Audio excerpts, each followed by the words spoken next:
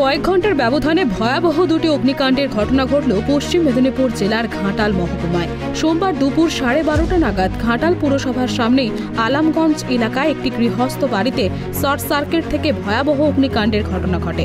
আগুনের ভয়াবহতার জেরে প্রায় ভস্মীভূত হয়ে যায় বাড়িটির দ্বিতল। স্থানীয়রা প্রথমে আগুন নেভানোর চেষ্টা করলেও আগুন নিয়ন্ত্রণের বাইরে যায়। খবর যায় ঘাটাল দমকল দপ্তরে। একটি ইঞ্জিনের টানা কয়েক ঘন্টার জেরে নিয়ন্ত্রণে আসে আগুন, যদিও ঘটনায় হতাহতের কোনো খবর মেলেনি। দমকল বিভাগের প্রাথমিক তদন্তে শর্ট সার্কিট থেকেই ঘটনা ঘটেছে বলে অনুমান করা হচ্ছে। 12:15, 12:20 এরকম নাগাদ একটা খবর আসে যে সন্তুদা ফোন করে যে তার বাড়িতে আগুন লেগে গিয়েছে বা কিছু কোনো কারণে আগুন ধরে আছে বা ধোঁয়া উঠছে। তো সঙ্গে সঙ্গে আমরা খবর পেলে আমাকে বা রাকেশকে ফোন করে। তো আমরা আসি, সঙ্গে সঙ্গে দেখি যে এরকম ব্যাপার, আগুন লেগে গিয়েছে। সঙ্গে সঙ্গে আমরা ফায়ার ব্রিগেডকে ফোন করি এবং তৎসহ ইলেকট্রিক অফিসকেও ফোন করি যে পাওয়ারটা বন্ধ আপাতত করে দেয়, কারণ ইলেকট্রিক শর্ট সার্কিট হতে পারে।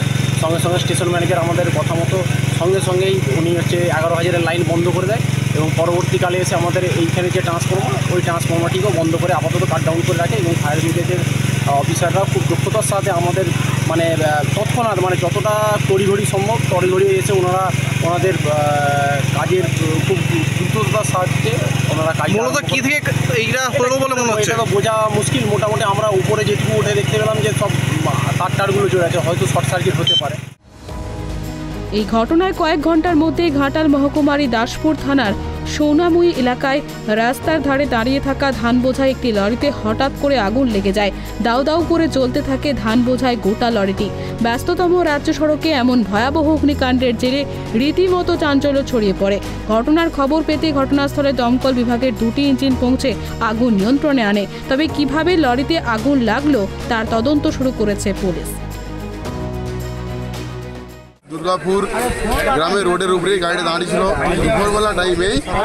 ওই টাইমে এমনি রোদের তাপ, কেউ বাড়ি থেকে বেরোতে পারেনি।